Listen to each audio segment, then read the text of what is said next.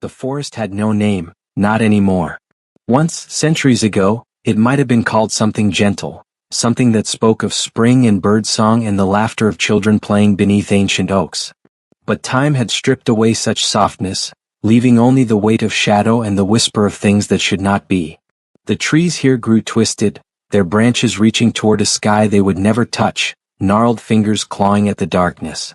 Moss hung like funeral shrouds from limbs that had witnessed more death than life, and the ground beneath was soft with the decay of 1,000 forgotten seasons.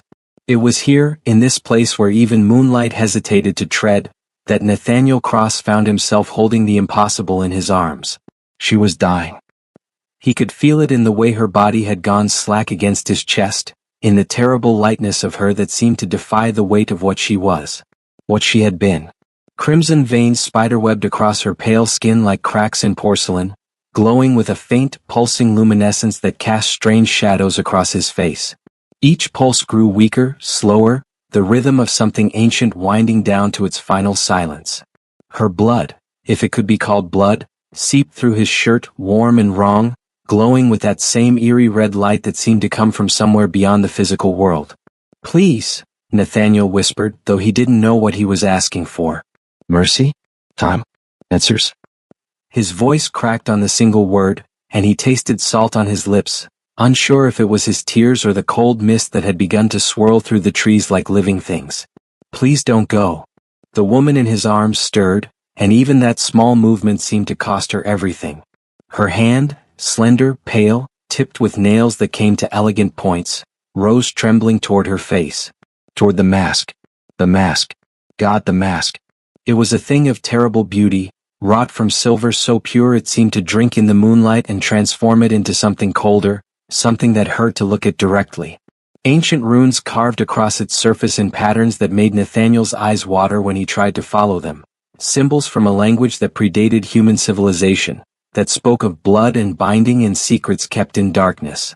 The mask covered everything from her forehead to her chin, leaving only her lips visible.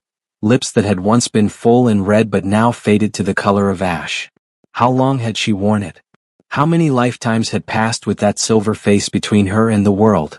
"Remove it," she whispered, her voice like wind through dead leaves, barely audible even in the profound silence of the forest.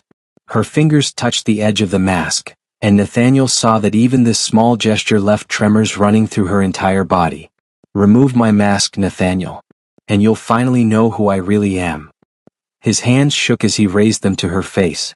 The mask was cold beneath his fingertips, so cold it burned, and he felt the runes beneath his touch like raised scars, like warning signs written in a language his body understood even if his mind did not. Every instinct screamed at him to stop, to leave the mask in place, to preserve whatever mystery lay beneath rather than face the truth that had been hidden for so long. But he had loved her. God help him, he had loved her without ever seeing her face. The fog thickened around them, drawn by the moment as if the forest itself held its breath. Embers that had no source drifted through the air like dying stars, and somewhere in the distance a wolf howled, or perhaps it was something that only sounded like a wolf. The wind picked up, cold enough to bite, carrying with it the scent of old graves and older magic. Nathaniel's fingers found the clasps hidden along the mask's edge, mechanisms so fine and ancient he could barely feel them. His heart hammered against his ribs as if trying to escape, to flee from whatever revelation was coming. But he didn't stop. He couldn't stop. Not after everything. Not after the years of shadow and secrecy, of stolen moments in darkness and whispered promises that always ended before dawn. "I'm ready," he lied, his voice breaking. "I'm ready to see you." Her hand fell away from the mask, dropping to her side as if she no longer had the strength to hold it up. The glow of her veins pulsed once more, bright and desperate, and then began to fade. She was running out of time. They were running out of time. "Then look," she whispered, and her voice carried within it the weight of centuries, of lifetimes lived in shadow and shame and a loneliness so profound it had carved canyons through her soul. "Look and remember. Remember who I was before the darkness. Remember who I loved. Remember what was taken. Remember what I sacrificed." Nathaniel lifted the mask. 3 years earlier, on a night when autumn had just begun its slow murder of summer, Nathaniel Cross had walked into a bookshop that shouldn't have existed. He had been lost, literally and metaphorically. Lost in the winding streets of Prague's old town, lost in the maze of his own life, lost in the grief that had followed him like a shadow since his sister's death 6 months prior. Elena had been everything bright and good in his world, and when the cancer took her, it had taken with it any sense of purpose Nathaniel might have had. He'd quit his job as an architect, sold his apartment in London, and disappeared into Europe with nothing but a backpack and a hollow space where his heart used to be. The bookshop appeared between one breath and the next, its door materializing from shadow on a street he could have sworn had been empty moments before. The sign above the entrance was written in no language he recognized, symbols that shifted and changed when he tried to focus on them, but somehow he understood the meaning beneath the incomprehensible letters. Antiquarian books and forbidden knowledge. Something in him, the part that had always been drawn to mysteries, that had made him good at his old profession, at seeing the hidden structures beneath surface beauty, that part compelled him forward. The door opened at his touch, though he hadn't pushed it, and he stepped into a space that seemed to extend far beyond the physical boundaries of the building. Books rose in towers around him, stacked to a ceiling lost in shadow, their spines bearing titles and languages dead and living, their pages yellowed with age or fresh as if printed that morning. The air smelled of leather and dust and something else, something that made the hair on the back of his neck stand up, the scent of old magic, of power that had been sleeping but never quite dead. "You're here," a voice said from the darkness between the shelves, and Nathaniel's breath caught in his throat. She emerged like a ghost, dressed in black that seemed to be woven from shadow itself, the silver mask covering her face reflecting the dim candlelight in strange patterns. Even masked, even with her features completely hidden, there was something about her that stopped his heart and then started it again at double speed. The grace of her movement, the tilt of her head, the way she seemed to carry centuries in the set of her shoulders despite a form that appeared no older than 30. I was just browsing," Nathaniel stammered, suddenly aware of how mundane he must seem, how ordinary in the face of whatever she was. "No one just browses here," she said, and though he couldn't see her mouth behind the mask, he could hear the faint smile in her voice. "This shop only appears to those who are searching for something they don't yet know they need. Tell me, Nathaniel Cross, what is it that brought you to my door?" He should have been frightened by the fact that she knew his name. He should have turned and fled back into the ordinary Prague night. But instead, he found himself answering with a truth he hadn't spoken aloud to anyone. "I'm looking for a reason to keep living." The silence that followed was not uncomfortable. She moved closer and he caught her scent, old roses and rain and something metallic like blood. Up close, he could see the intricate details of her mask more clearly, the runes that seemed to pulse with their own faint light, the way it fit her face so perfectly it might have been grown rather than crafted. "That's quite a heavy thing to search for," she said softly. "Perhaps you might start with something smaller. A book maybe. There's one here that's been waiting for you." She led him through the labyrinth of shelves to a small alcove where a single volume sat on a reading stand, illuminated by a candle that burned with a blue-white flame. The book was bound in black leather, its cover bare of any title or decoration, but when Nathaniel touched it, he felt a shock run through his entire body, recognition though he'd never seen it before. "What is this?" he asked. "A story," she replied. "A true one. About a woman who lived 1,000 lifetimes and lost everything that mattered in each one. About a curse that cannot be broken and a love that transcends death. About the price of immortality and the cost of a single choice made in desperation." Nathaniel opened the book. The pages were filled with handwriting that changed from section to section. Ancient script giving way to medieval Latin, then Renaissance Italian, then languages that seemed to shift even as he looked at them. But somehow, impossibly, he could read it all. "Is this your story?" he asked, looking up at the masked woman. She was silent for a long moment. Then, "Yes. And no. It's the story of who I was. Who I might have been. Who I can never be again. Read it if you dare. But know that once you begin, you won't be able to stop until you reach the end. And the end, Nathaniel Cross, is not yet written." He should have walked away. He should have closed the book and left that impossible shop and forgotten the masked woman who spoke in riddles and sorrows. But Elena had always told him he was too curious for his own good, too drawn to puzzles and mysteries to ever leave them unsolved. So he sat down in the alcove and he began to read. The story that unfolded in those pages was impossible and terrible and heartbreaking. It told of a young woman named Mira who had lived in a time before nations had names, in a village at the edge of a great forest. She had been a healer, beloved by her people, gifted with an intuition for herbs and medicines that bordered on the supernatural. She had saved countless lives with her knowledge, had eased countless sufferings with her gentle hands. And then the plague had come. It swept through the village like fire, killing without mercy, taking young and old, strong and weak. Mira worked herself to exhaustion trying to save them, but her herbs and potions were useless against this new horror. One by one, everyone she loved died screaming, their bodies covered in black pustules, their blood turning to poison in their veins. In her desperation, Mira had ventured deep into the forest, to a place where the oldest trees grew and where it was said that ancient things still dwelt in shadow. She had begged the darkness for help, for power, for anything that might save her people. And the darkness had answered. It came in the form of a being that called itself the first vampire, a creature that existed before humanity had learned to fear the night. It offered Mira a bargain, immortality and the power to save her village from the plague, but at a price. She would become like it, a creature of blood and shadow, forever cut off from the sun, forever hungry for the life she had once worked so hard to preserve. And more than that, she would wear a mask for all eternity, a mask that would hide her true face from the world and from herself, a reminder of the bargain she had made and the humanity she had traded away. But my people will live? Mira had asked. If I accept this, they will be saved? Yes, the first vampire had promised. You will have the power to cure them. But you will never again be one of them. You will walk through centuries while they live and die like mayflies. You will love and lose over and over, forever. Mira had accepted. How could she not? Her people were dying. Her village was being erased from existence. What was one life, even an eternal one, measured against so many? The first vampire had been true to its word. Transformed, wearing the silver mask that had been fused to her very soul, Mira had returned to her village with the power to cure the plague. She had saved them all, every last soul, had watched them recover and celebrate and thank the gods for their deliverance. And then she had left because they couldn't know what she had become. Couldn't see the hunger in her that demanded blood, couldn't understand the darkness that now lived beneath her skin. She had wandered into exile, into an immortality that stretched before her like an endless desert, wearing a mask that ensured she would never again be seen for who she truly was. Nathaniel read through the night, through pages that detailed century after century of loneliness.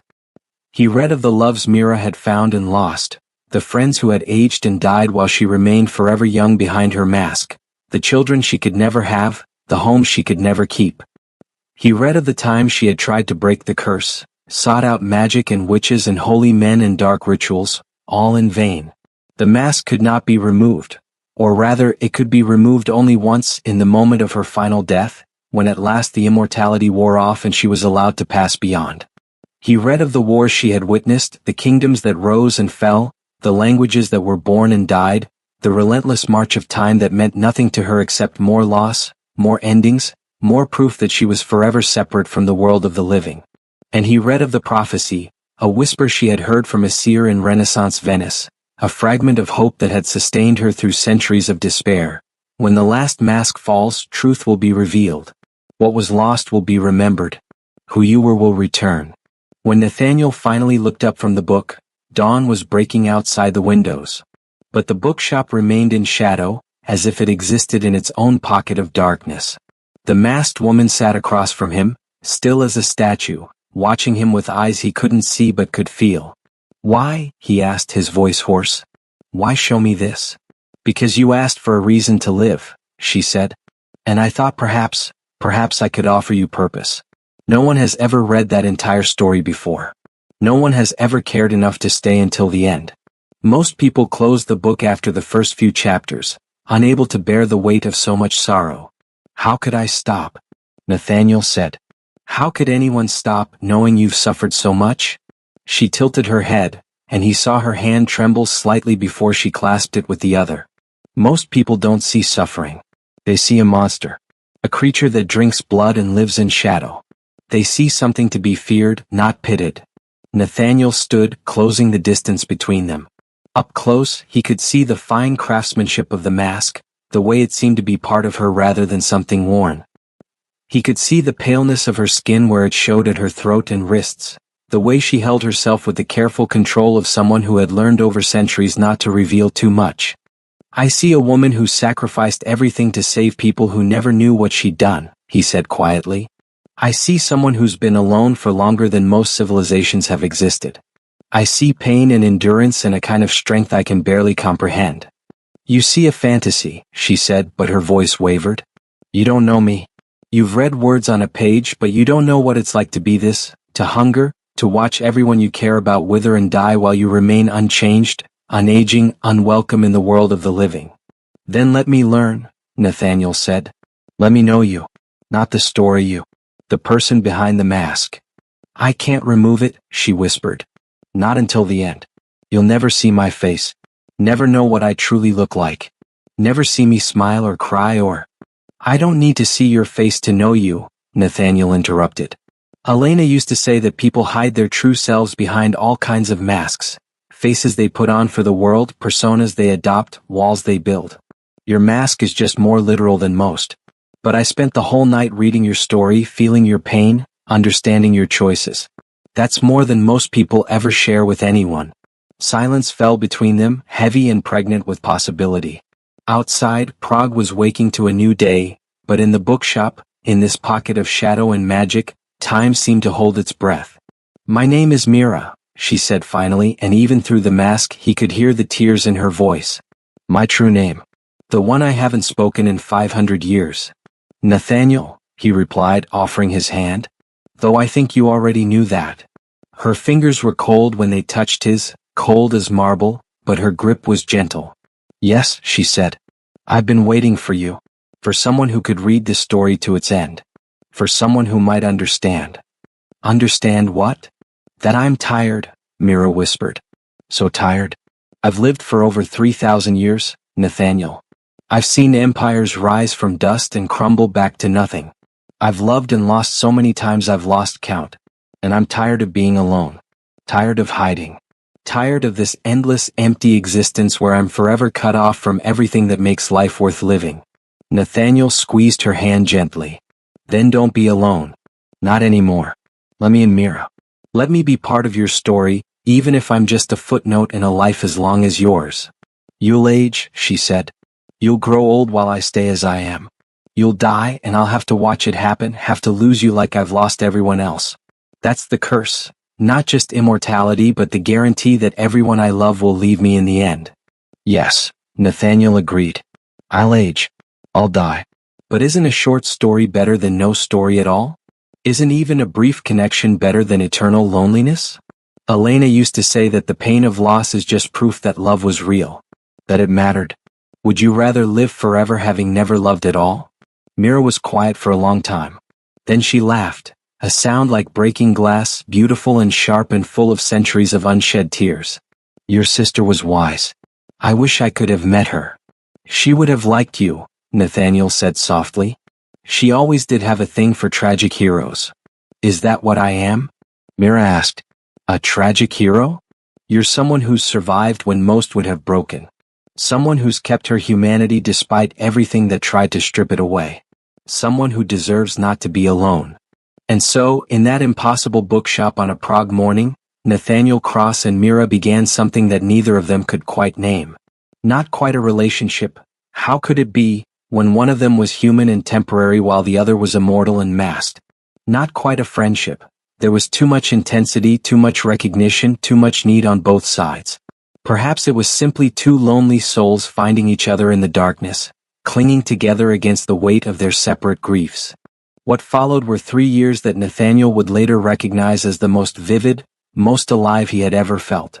They traveled together, moving through Europe's hidden places, the cities within cities, the forgotten corners where magic still lingered like smoke in ancient stone.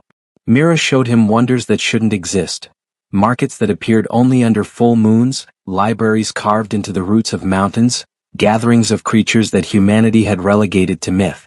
She taught him about her world, the hierarchy of immortals, the politics of creatures that lived in shadow, the delicate balance between the supernatural and the mundane that kept both worlds from destroying each other.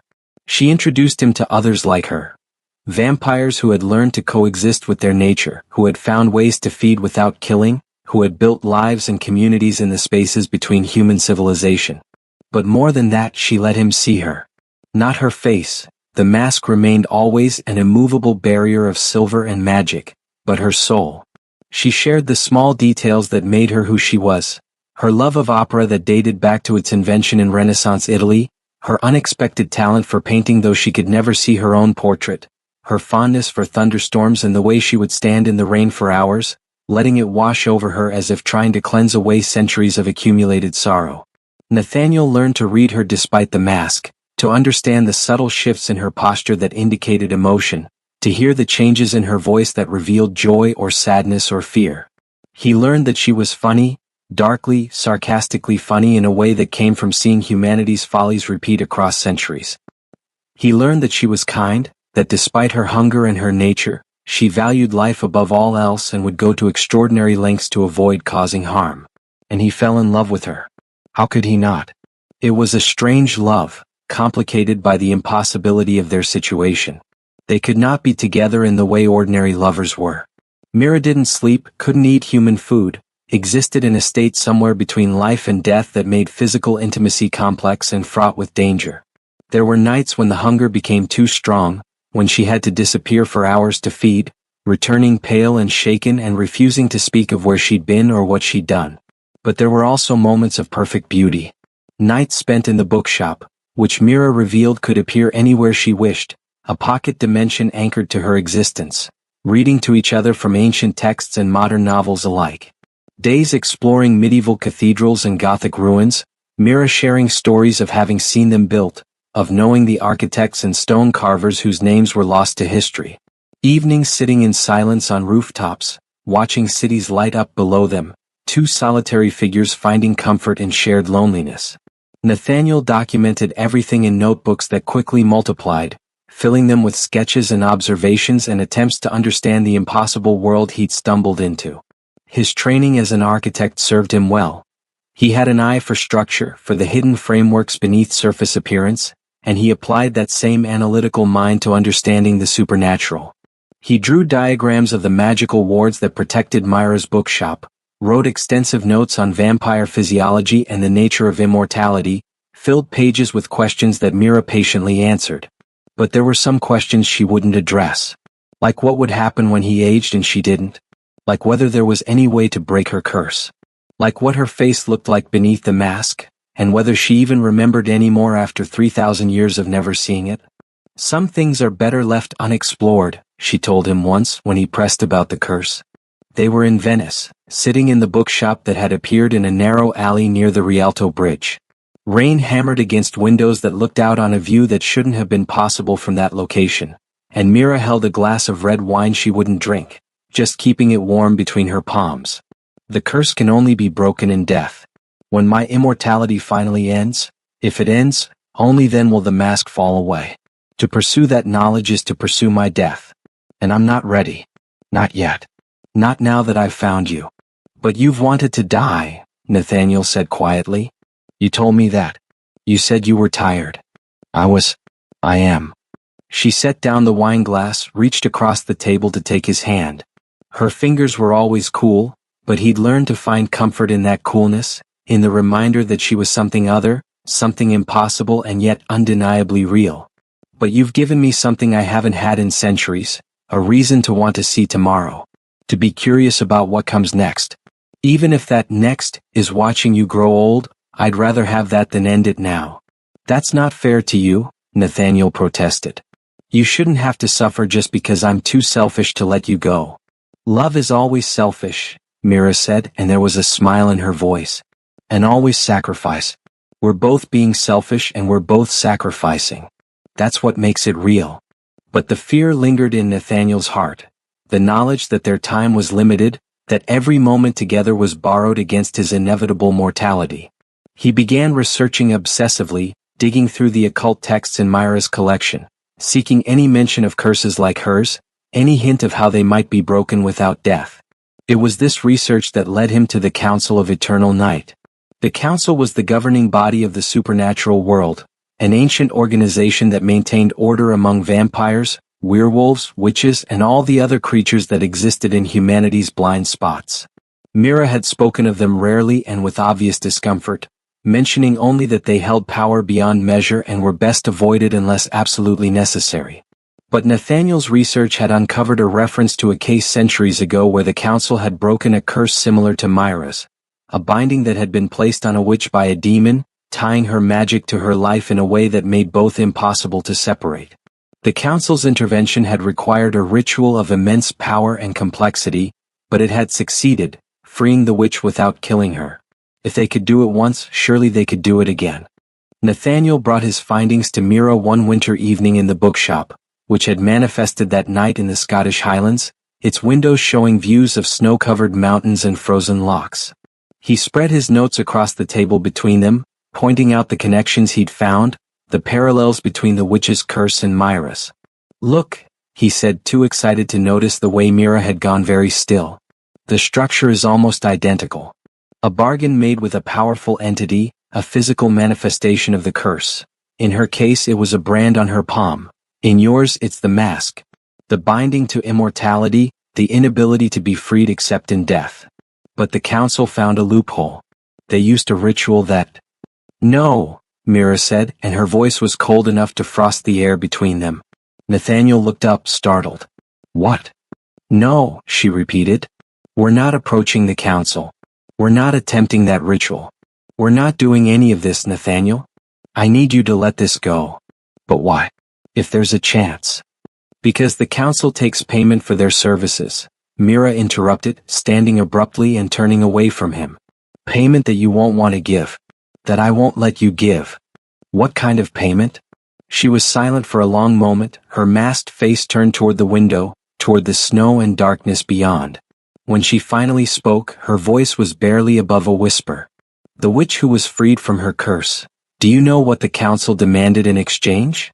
The text didn't say. "They never do. But I know. I was there, Nathaniel. I witnessed it." Mira turned back to face him, and even without seeing her expression, he could feel the weight of her anguish. The council required that the witch's entire bloodline be given over to their service. Every child, grandchild, and descendant she would ever have, bound to the council for eternity. She was freed from one curse only to damn her entire family line to another. Nathaniel felt the hope drain out of him like water from a broken vessel. There has to be another way. There isn't. The council deals only in exchanges of equal weight. To break a curse as powerful as mine, to undo a bargain made with the first vampire itself, would require a payment I can't even imagine. And I won't ask it of you. I won't let you sacrifice yourself or anyone else for my sake. I've lived with this curse for 3,000 years. I can live with it for however much longer I have. But... No, she moved back to the table, knelt before his chair so that they were at eye level. He could see his reflection in the silver of her mask, could see the desperation written across his own face. "Nathaniel, please. I need you to promise me that you'll let this go. That you won't pursue the council. That you won't try to find a way to break my curse. Can you do that for me?" He wanted to argue. Wanted to insist that there had to be another path, another solution. But looking into that masked face, into the blankness that had become more dear to him than any human features could be, he found he couldn't refuse her. "I promise," he said, hating the words even as he spoke them. Myra's shoulders sagged with relief, and she rested her head against his knees. "Thank you. Thank you. I just want to enjoy what time we have, without grasping for impossible futures. Is that too much to ask?" "No," Nathaniel said, running his fingers through her long dark hair. "No, it's not too much." But even as he made the promise, even as he held her close and felt her cool body relax against him, a seed of determination planted itself in his heart. He would honor Myra's wishes. He wouldn't pursue the council. But that didn't mean he would stop looking for answers. The attack came on a night when autumn had turned the forests of Romania into a riot of gold and crimson. They had been exploring the ruins of a castle that Mira claimed to have visited in its glory days, when Vlad Tepes still ruled and the world whispered stories of the Impaler Prince. The castle was long abandoned now, overtaken by nature, its stones crumbling and its halls silent except for the wind. They were alone, or so they thought. The vampires came from the shadows like smoke taking form, at least a dozen of them, their eyes glowing red in the darkness. Unlike Mira, who had learned over millennia to control her hunger and maintain her humanity, these were feral things, lost to the bloodlust, their faces twisted into masks of inhuman hunger. "Run," Mira commanded, pushing Nathaniel behind her. "Get out of here. Now." But Nathaniel had not survived 3 years in the supernatural world by being helpless. He'd learned to defend himself, had carried protection given to him by various creatures they'd befriended, charms and wards and small weapons that could hurt things that should not be hurt. He pulled a knife blessed by a witch in Prague, its blade shimmering with enchantment. "I'm not leaving you," he said. "Foolish human," one of the vampires hissed, its voice like bones scraping together. "You think your toys can save you from us? We'll drain you dry and leave your corpse for the ravens." "You'll have to go through me first," Mira said, and her voice carried a power Nathaniel had never heard before, ancient and terrible, the weight of 3,000 years of existence compressed into words that made the very air vibrate. The fight was brutal and fast. Mira moved with a speed that made her nearly invisible, her hands becoming claws, her strength far beyond what her slender form suggested. She tore through the feral vampires with an efficiency born of millennia of surviving predators. Blood splattered across the ancient stones, glowing that eerie crimson that marked it as vampire blood, and the screams of the dying echoed through the ruined halls. But there were too many. For every one Mira destroyed, 2 more seemed to take its place. Nathaniel fought as well, his blessed knife finding marks, but he was only human, only mortal, and his strength was failing. Then he saw one of the vampires circling behind Mira while she was engaged with 3 others. Saw its claws extend, saw it preparing to strike at her back, at the vulnerable space between her shoulder blades where even a vampire could be mortally wounded. Nathaniel didn't think. He just moved. He threw himself between Mira and the attacking vampire, felt claws tear through his chest, felt his ribs crack and his lung puncture. Pain exploded through him, white and all-consuming, and he heard Mira scream, a sound of such pure anguish it seemed to shake the foundations of the ruined castle. What happened next was something Nathaniel would never fully remember. There was light, brilliant and terrible, emanating from Mira herself, from the mask, from the very core of her being. The light consumed the attacking vampires, reduced them to ash and then to nothing, left the castle halls empty except for him and Mira and the blood pooling beneath his broken body. Then she was there, gathering him into her arms, her hands pressing against his chest, trying futilely to stop the bleeding. "No, no, no," she chanted, rocking him. "Not you. Please, not you. I can't lose you. I can't do this again." "It's okay," Nathaniel gasped, tasting blood. "I'm okay." "You're dying," Mira said flatly. "I can hear your heart failing. Can feel your life draining away. Nathaniel, I can save you. I can turn you. Make you like me. You'd survive, you'd." "No," he interrupted, using precious strength to raise his hand to her masked face. "No, Mira. That's not living. That's just existing. Like you've been existing. I don't want that. I don't want to become a thing that hungers, that has to feed on others to survive. I don't want eternity if it means losing my humanity." "Then what do you want?" she demanded, and he could hear tears in her voice though vampires supposedly couldn't cry. "You're going to die, Nathaniel. Right here in my arms, and there's nothing I can do to stop it unless you let me turn you. Please, please let me save you. I want you to live," he said. "Really live. Not just survive. Find a way to break the curse, Mira. Find a way to be free. Promise me." "I can't. You know I can't. The only way to break it is death," Nathaniel finished. "I know. But maybe my death could mean something. Maybe it could be the key." "What are you talking about?" Mira's voice was desperate now, panicked. "You're not making sense.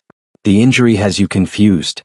But Nathaniel's architect mind, even in its dying moments, had seen the structure beneath, had understood something that Mira, for all her centuries of wisdom, had missed.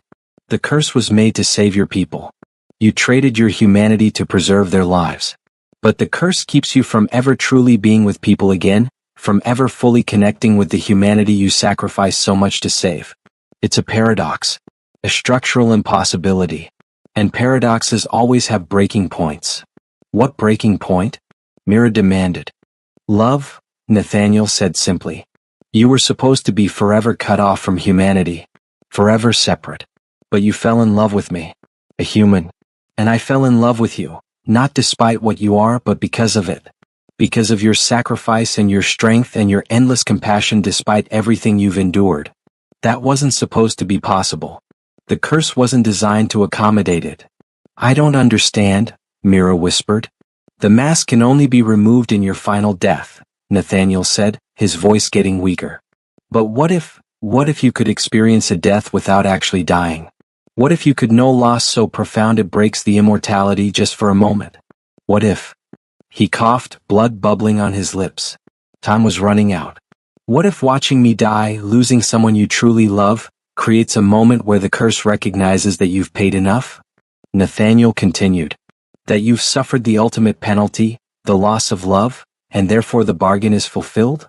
3,000 years of loneliness, Mira, and then finding love only to lose it. If that's not payment enough for saving a village from plague, then no payment ever will be. No, Mira said. No, I won't accept that. I won't let you die just to test a theory. We'll find another way. We'll. There is no other way, Nathaniel interrupted gently. And you know it. I'm dying, Mira. Whether you want to accept it or not, I'm dying.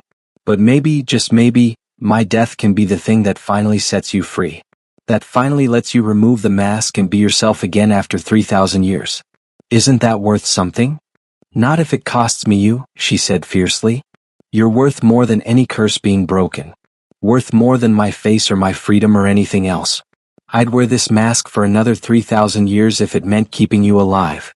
But I don't have 3,000 years, Nathaniel said, and managed a small smile despite the pain. I'm human, remember? Temporary. Mortal. Whether I die now or in 50 years, the end is the same. The only question is whether my death means something beyond just loss.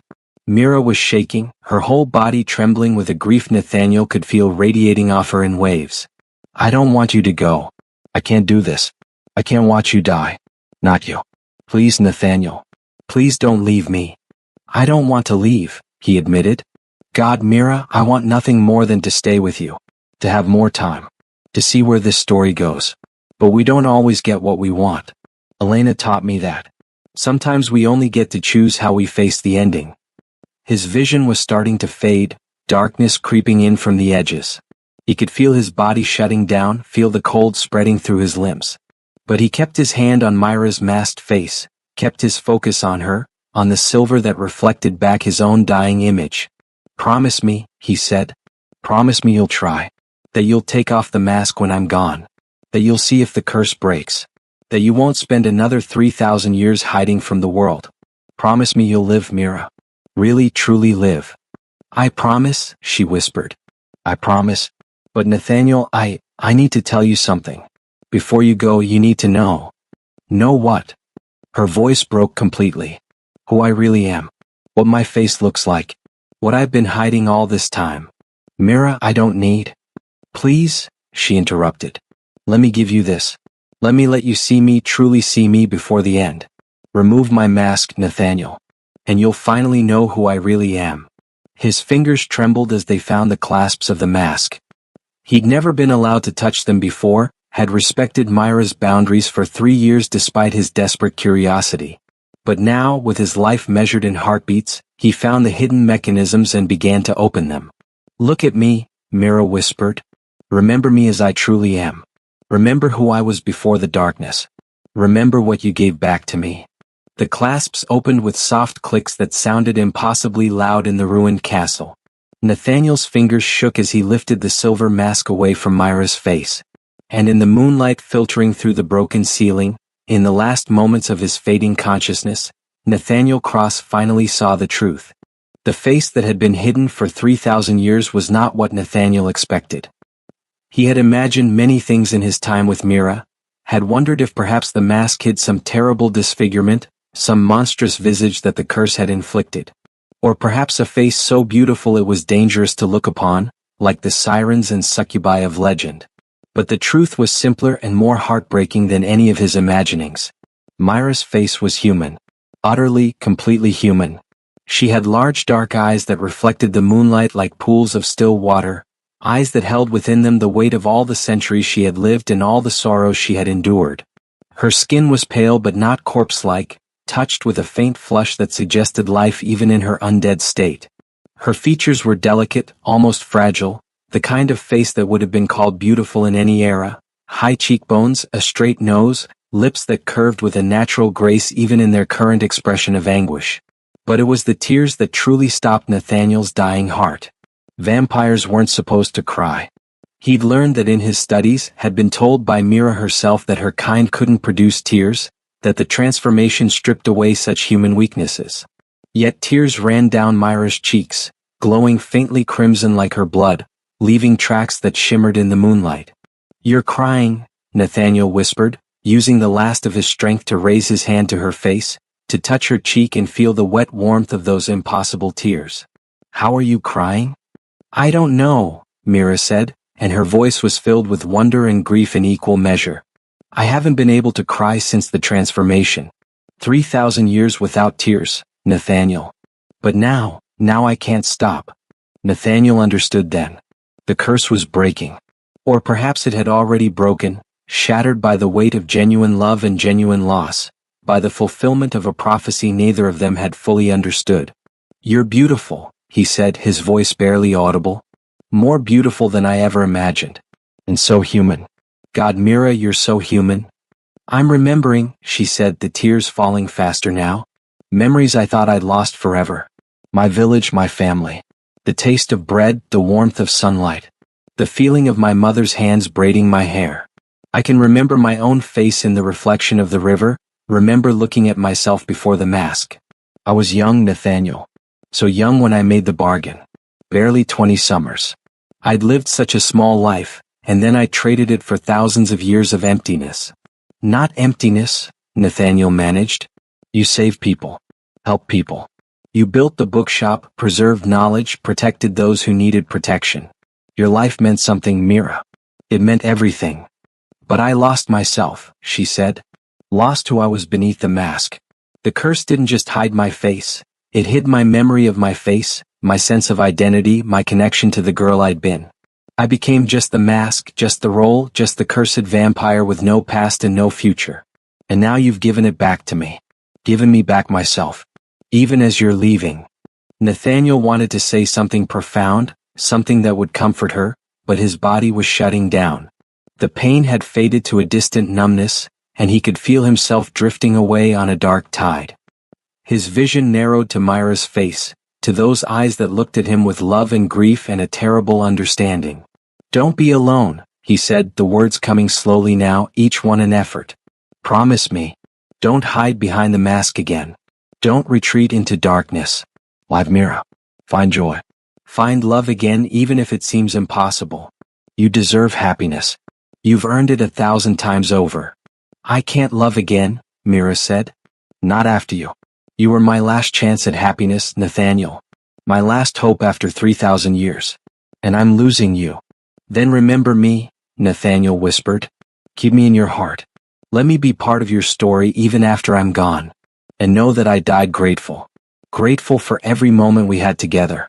Grateful that I got to know you, to love you, to see your true face before the end. Some people live long lives and never experience a fraction of what we had. I'm one of the lucky ones." "I love you," Mira said, leaning down to press her forehead to his. "I love you, Nathaniel Cross. And I'll remember. I'll remember everything. The bookshop and the travels and the quiet nights reading together. I'll remember how you looked at me without fear, how you saw past the monster to the woman beneath. I'll remember that someone loved me, truly loved me, even knowing what I was. That will have to be enough to sustain me through whatever comes next." "It will be," Nathaniel said. "It has to be." His eyes closed. He tried to open them again, wanted one last glimpse of Myra's face, but his body no longer obeyed him. The darkness was complete now, warm and welcoming, and he felt himself sinking into it like sinking into deep water.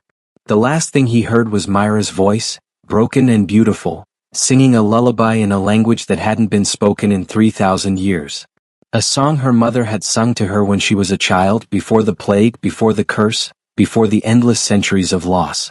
She sang him out of the world with words of comfort and love, and Nathaniel Cross died in the arms of the woman he loved, beneath a broken castle ceiling that showed him the stars. For a long time after Nathaniel's heart stopped, Mira simply held him. She had held dying things before, had watched countless lives end in her arms over the millennia, had said goodbye to friends and lovers and people she tried to save. But this was different. This was a wound that went deeper than grief, deeper than loss.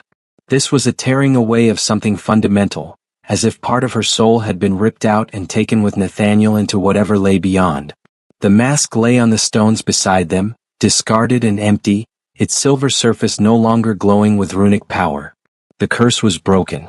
She could feel it in the way her memories had returned, in the tears that still fell from her eyes, in the subtle changes in her body that suggested a return toward something more human than she'd been in 3,000 years. But the cost. God, the cost. Dawn came slowly, painting the eastern sky with colors Mira hadn't seen clearly in centuries. The mask had filtered her vision, she realized, had muted colors and dimmed the world in ways she'd stopped noticing. Now everything was painfully vivid. The gold and crimson of the autumn forest, the gray of the castle stones, the stark red of Nathaniel's blood on her hands. She should move. Should do something with his body, should give him some kind of burial or ceremony. But she found she couldn't let go, couldn't release him into the finality of death. As long as she held him, as long as his body remained warm from her touch, she could pretend that he might still wake, might still open his eyes and smile at her and make some dry observation about vampire healing and human fragility. But he didn't wake. He would never wake again. "You were wrong," she said to his still form, her voice hoarse from crying. "You said your death would mean something, would be worth something because it broke the curse. But what good is my freedom if you're not here to share it? What good is remembering my face if the only person who wanted to see it is gone?" The forest provided no answers. Birds sang in the trees, indifferent to her grief. The wind moved through the ruins, carrying the scent of autumn leaves and approaching winter. The world continued turning as it always had, uncaring that Nathaniel Cross had stopped moving with it. Mira felt a rage building in her, a fury that dwarfed anything she'd felt in 3,000 years. She wanted to scream at the heavens, to demand answers from the first vampire who had cursed her, to tear apart the very fabric of reality in protest of this injustice. Nathaniel had been good, genuinely, truly good in a way that was rare even among humans. He hadn't deserved to die protecting her. Hadn't deserved to have his life cut short just as he'd found purpose again after his sister's death. "I'll make it mean something," she said finally, looking down at Nathaniel's peaceful face. "Your death, your sacrifice. I won't let it be for nothing. You asked me to live, really live. To not hide anymore. So I'll do it. I'll find a way to honor what you gave me. I promise you that, Nathaniel. I promise." She stayed with him until sunset, unable to bear the thought of leaving him alone in the ruins. Then, with a gentleness that belied her supernatural strength, she lifted his body and carried him from the castle. She walked through the night, through the forest that had witnessed their last moments together, until she found a place that seemed right, a clearing where old trees grew and wildflowers bloomed even in autumn, where the moonlight fell soft and silver. She dug his grave with her bare hands, tearing through earth and root until she'd created a space deep enough to protect him from scavengers. She laid him to rest with care, arranging his body as if he were only sleeping, and covered him with earth and stones and late-blooming flowers. There were no words, no ceremony. What could she say that would encompass what he'd meant, what he'd given her, what she'd lost? Instead, she stood over the grave in silence, her maskless face turned toward the stars, and let herself feel the full weight of her grief without the curse's numbing distance. When she finally turned away from the grave, Mira was different than she'd been. The curse was broken, yes, but that was only part of it. Nathaniel's death had cracked something open inside her, had shattered the careful walls she'd built over centuries to protect herself from pain. For the first time in 3,000 years, she felt fully, completely, devastatingly alive. And it hurt. God, how it hurt. But pain, she was discovering, was proof of love. Proof that what they'd had was real, that it mattered, that it couldn't be dismissed or forgotten or locked away behind a silver mask. The pain was something to be carried, to be honored, to be transformed into something meaningful. Nathaniel had asked her to live, so she would live. 5 years after Nathaniel's death, a young woman entered a bookshop in Prague that appeared between one breath and the next. The shop had no name on its sign anymore, just a symbol that seemed to shift and change when she tried to focus on it. A mask, or perhaps a face, or perhaps both at once. Inside, books rose in towers to a ceiling lost in shadow, and the air smelled of leather and dust and old magic. The young woman, barely 20, with curious eyes and an artist's hands, wandered between the shelves, drawn by something she couldn't name. "You're here," a voice said from the darkness, and a woman emerged from between the stacks. She was beautiful in a way that seemed to transcend normal beauty, with dark eyes that held within them the weight of ages and a face that was both delicate and strong. She wore no mask, and when she smiled there was sadness in it, but also warmth and a strange kind of hope. I was just exploring," the young woman stammered. "I didn't mean to intrude." "No one intrudes here," the woman, Mira, said gently. "This shop only appears to those who are searching for something they don't yet know they need. Tell me, what brings you to my door?" The young woman hesitated, then found herself answering honestly, "I'm an artist, but I've lost my inspiration. Everything I paint feels empty, meaningless. I'm looking for, I don't know, a reason to keep creating, I guess." Myra's smile deepened, touched with something that might have been recognition. "I know that feeling. I've spent a very long time searching for reasons to keep going. But I learned something important from someone important. Would you like to hear it?" "Yes," the young woman said. "The pain of loss is proof that love was real," Mira said softly. "And the struggle to create, the difficulty of finding meaning, that's proof that meaning exists to be found. The emptiness you feel isn't a sign that you should stop. It's a sign that you're capable of being filled with something greater than yourself. You just have to keep searching. Keep trying. Keep creating even when it hurts." "Did someone tell you that?" the young woman asked. "Someone showed me," Mira replied. "Through his life and his death and the gift he gave me. He taught me that even temporary things, especially temporary things, have profound value. That brief connections matter more than eternal emptiness. That love and loss and grief and joy are all part of the same beautiful, terrible experience of being alive." She moved to a shelf and pulled down a book, its cover black and unmarked. "Here, read this. It's a story about sacrifice and curse breaking and the ways that love transforms us. It's a true story, though most people won't believe it. But I think you'll understand." The young woman took the book, felt that strange shock of recognition she couldn't explain. "What is it called?" "The Last Mask," Mira said. "It's about a woman who lived too long and a man who didn't live long enough, and the moment when their paths crossed and changed everything. It's about seeing and being seen, about the faces we show the world and the truth we hide beneath them. It's about the price of immortality and the value of a single human life." "It sounds sad," the young woman said. "It is," Mira agreed. "But it's also beautiful. And hopeful. Because even though the story has loss in it, it also has love. And in the end, love is what endures. Love is what breaks curses and builds bridges and makes all the pain worthwhile."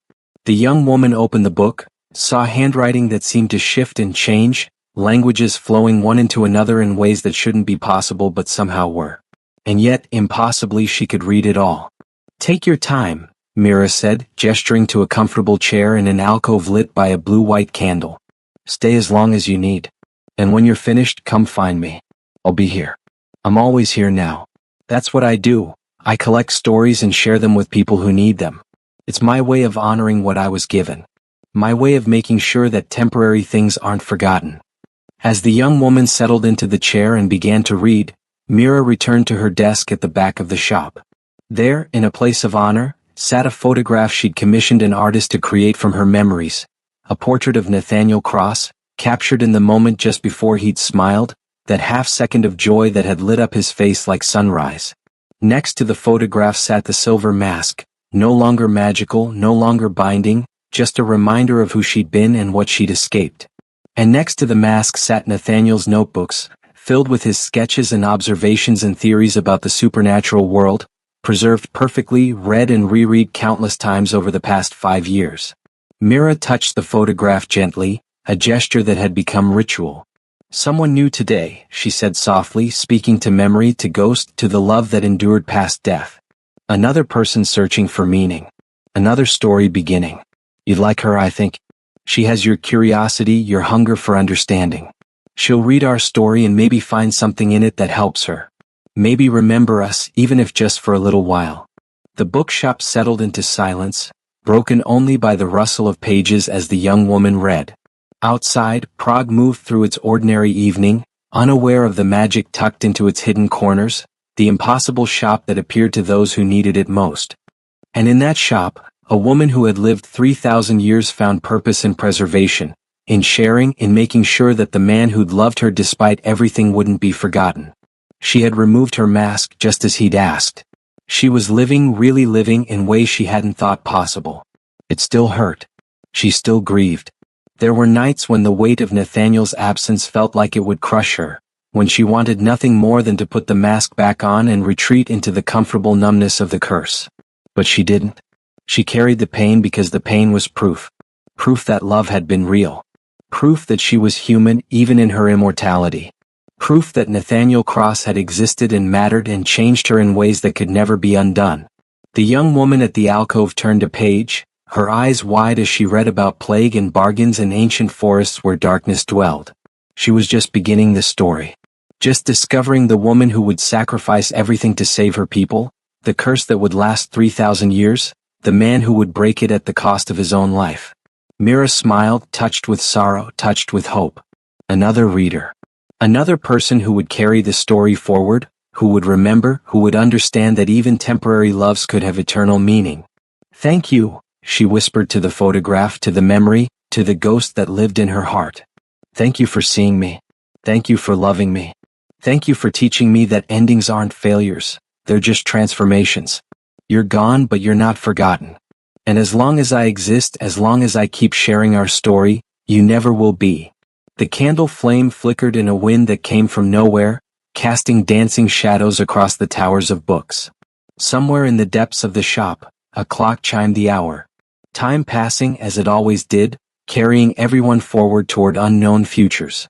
But here, in this pocket of shadow and magic, the past lived on. Preserved. Honored. Shared with those who needed to know that sacrifice mattered, that love endured, that even curses could be broken by the simple, impossible courage of human connection. The last mask had fallen. The truth had been revealed. And in the revelation, Mira had found not an ending but a beginning. A new story, a new purpose, a new way of existing that honored both who she'd been and who she'd become. She was the keeper of stories now. The guardian of memories. The witness who would ensure that Nathaniel Cross's brief, brilliant life would echo through eternity, touching hearts and changing lives long after he'd returned to dust. It was enough. Not what she'd wanted, but what she'd been given. And in the end, that was what love was. Not getting what you wanted, but cherishing what you'd had, and finding ways to make it matter beyond the boundaries of a single lifetime. The young woman at the alcove continued reading, her face illuminated by candlelight, her eyes filling with tears as she reached the part where masks were lifted and truths revealed and loves were lost and found and lost again. And in the shadows, a vampire who'd learned to cry smiled through her own tears, grateful for the pain, grateful for the love, grateful for the temporary human who'd taught her that immortality meant nothing without connection, that faces were less important than souls, that the willingness to be vulnerable was the greatest courage of all. I'm living, she said softly. Just like you asked. I'm living, Nathaniel. For both of us. Forever. And in the impossible bookshop that existed between shadows, in the heart of a vampire who'd remembered how to be human, Nathaniel Cross lived on.